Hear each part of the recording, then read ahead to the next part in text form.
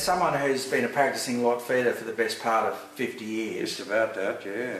Why was it important to capture the history of the feedlot industry in print like this?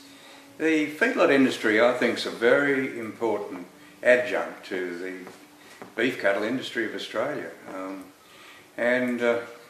It took a lot of putting together, and there are a lot of interesting people that saw some future in lot feeding. And I think, as we found when we were writing the book, history can fade very quickly, and I think we've been very timely in writing this history now, because I think we have pulled up all those particular facts that were so important and so relevant to the growth of the industry. I mean, the first generation of lot feeders obviously now are getting on in years.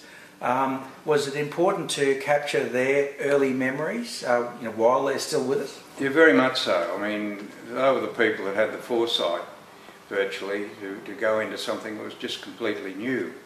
And there was a lot of opposition to people that did take that brave step at that time.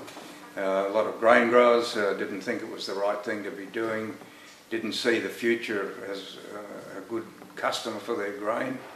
And a lot of the cattle breeders thought that, that we produce such a good quality grass-fed product in Australia, why would you want to go to grain feeding? Yeah. So all those facts need to be brought out, and they have been.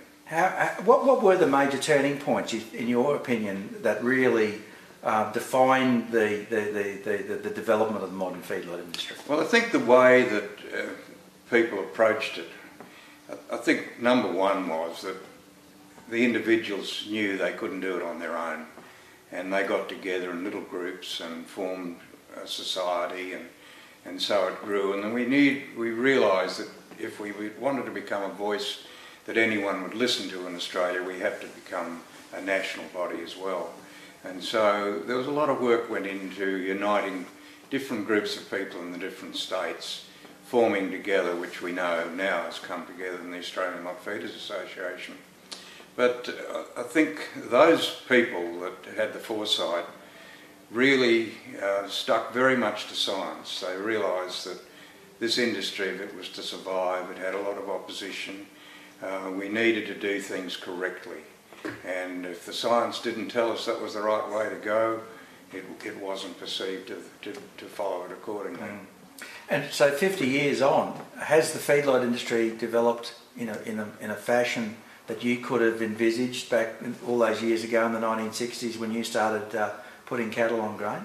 No, I don't think anyone could foresee, the way it has grown. And we're not big. I mean, the American industry is much bigger. Mm. But it still forms such an important part. It's an adjunct, as I said in the beginning, to our wonderful grass-fed production in Australia. And there are a lot of producers today that,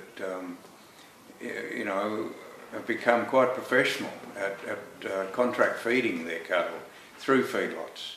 There are a lot of abattoirs that see the feedlot industry being important to them, keeping a kill consistently coming through their doors.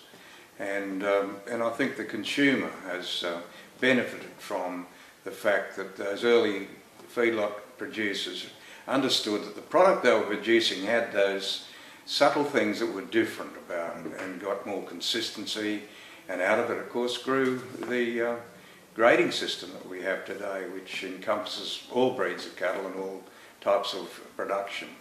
Great, thanks Rob and Hart, thanks for joining Beef Central TV. Been a pleasure, John, thank you.